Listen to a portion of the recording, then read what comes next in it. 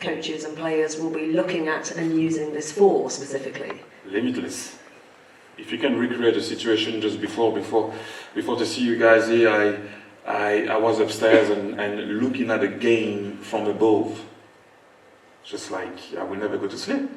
It's like if I can do that every night and see as a coach the game from above, where the holes were, how come we couldn't open up, what did we do, what we should have done, percentages. It's just limitless. Like that's what I'm saying about simulating the brain. You give it to the players, you give it to the goalkeepers. What do they see? How quick, how fast is the ball is coming? If it's Ronaldo shooting, if it's Messi, we were talking about it before. Like if you play Roger Federer, not possible anymore. But if you want to beat him, also not possible for anyone in this room. But you want to know how his second serve is. You put it. And you see the ball coming, up, repetition, okay, you put it in your head, so when you go and play against him, it will not be the first time if it's the first time you're playing, or you can have it and put it in your memory.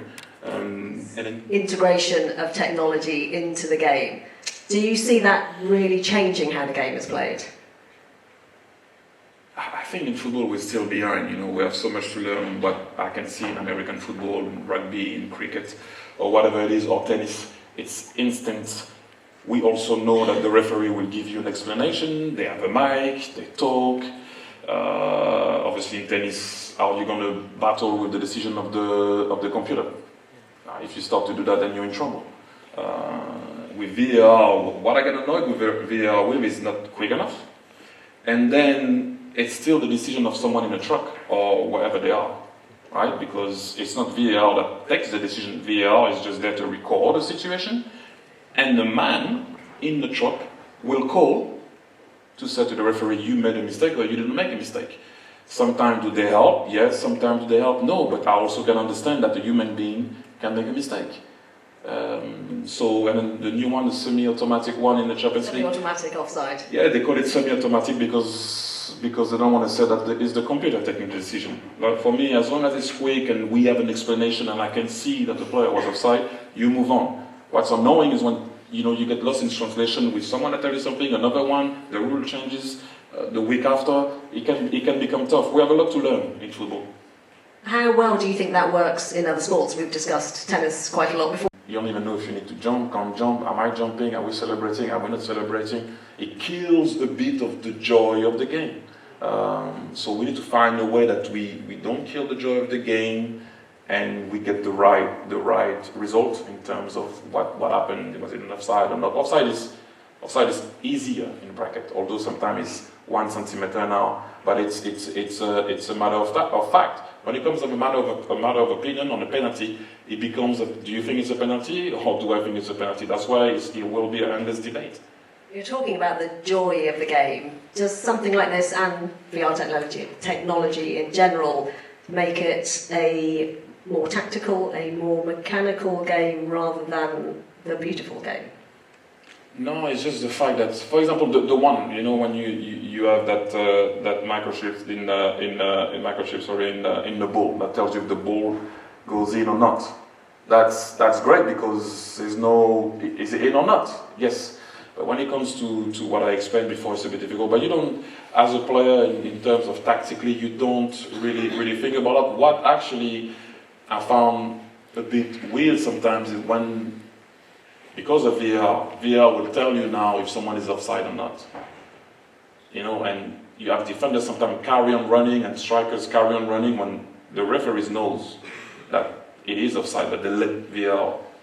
You know what I mean? Like the linesman will not flag straight away and will let everything go when players can get injured. Sprinting back when you're like, oh, he was offside, and then you sprint back, you get injured. I don't know why they let that go in terms of thing, but it changes in the mind of the player. Because your first reaction when you see someone offside, and it's clearly offside. I'm talking about the clear offside that they let go. You just don't run, right? But then when you see that the ref doesn't blow the whistle, you kind of run, and you can pull up your hamstring for that. You can do some silly injuries for that, and that's the part that sometimes they don't understand, that it can be frustrating as a coach, and that's why sometimes I see the coach Roberto Martinez and national team get upset with that. Just call offside, because then you can get someone injured for no reason.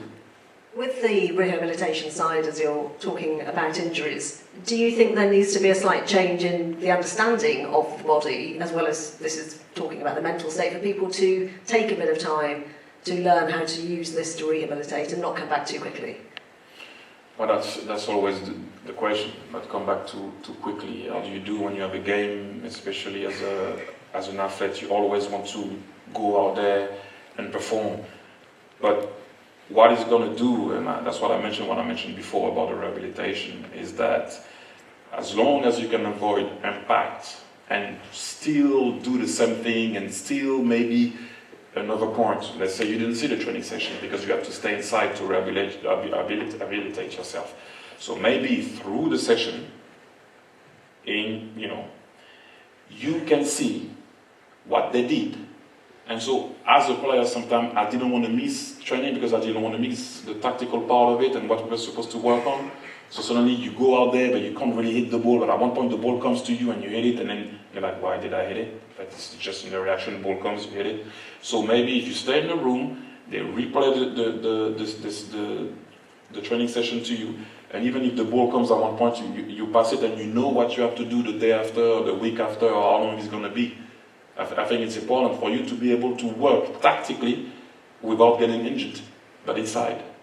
Yeah, it's very interesting, and that's the physical side. I do now finally have the questions now that we've logged back in. There's an interesting question here from Julia. Resol is helping develop the cognitive side of the brain. What would help the mental health of the player? Oof. So is another story or the question for everyone, not only in the game. That's going to be another program, right? Because, like, if you obviously that can be on Resol and maybe working on it, but this is something that's very, very difficult to tackle. Why? Because for certain person it's still taboo. If you come out there now and you say that you had depression or you were not well, or after a game, right? You come and you say, I wasn't well, I couldn't play. People might say it's an excuse. People might say, how can that guy be the captain and telling everybody and to the world he played the Champions League final and he was scared, or the World Cup final and he was scared, or the game to win the league and he was scared. Then the opposition fans will suddenly now for a year, 2 years, when you play away from home, have some songs or whatever they will sing about you. It's not always easy to take on the field, all this type of things. So sometimes people don't show that they are vulnerable, and some people also, when people show that they are vulnerable, don't show any empathy. So if Andy, if you heard or what, try to invent something to put it on Resol that can help, that will be amazing. But unfortunately, it's a tough one, because is the world ready to listen to someone that says that at that level, and not say, oh my God, is he really complaining with the amount of money that he makes? It's not. No, I'm just saying it's not an easy one. And I grew up in a generation where it was shut up and play. Leave your problem at home, leave your happiness at home. So, but again, if the new generation is being told that it's okay to be vulnerable through Resol, or it is okay to show empathy when someone is vulnerable, because if you show zero empathy that someone is vulnerable, he will not come back to you and talk to you again. So, great question, but I think the world is waiting to answer that one, because mental health is a massive problem. How far do you think this is going to go, this change that we're seeing? I don't know what else we can bring to the game, but I said that before, and I didn't know that VAR was going to come. I didn't know that... How would you have coped with that? I was bad anyway, so... I was complaining with everything, the grass, the wind, myself, the coach, the weather, anything. So forget about it. Even I would have complained if I was a tennis player, even if there was a computer. I would have said it's lying. So that was me all day. So I don't know if I would have... So, you know what, let's put it this way. It's a good job I retired. Let them deal with the new technology. But where does it go? I didn't know it was going to go that far. Like again, I will use the word limitless. It is limitless. I don't know where it's going to go, but I know along the way, Resol and what Resol is offering, it has to be, is very important. This is why I am in, and like you said before, I've been offered a lot, and I just didn't feel like it was the right thing, but I think that that's the right thing. But it's a state of mind for me. This is how I breathe, this is how I sleep, this is how I eat. The game for me is everything. And it's important what you were saying about you don't think about these things until afterwards, until it's too late in terms of heading the ball and some of those aspects of football. Everything, you know, we go back to so many points that we touch, but one of the main things is if we're going to arrive to a point with all of this and create, you know, I always say that repetitions create habits, that we don't think about breathing. This is how I see everything. You know, when you arrive in a situation, how would you handle it without losing your mind? You know, because when you start to lose your mind and the air doesn't reach your brain, you don't see anything. You're blind. This is why it's important to see with your mind and not with your eyes. I think that's an apt place to finish. Thank you very much, Thierry Henry, for explaining that aspect of it all to us. Thank you. Thank you.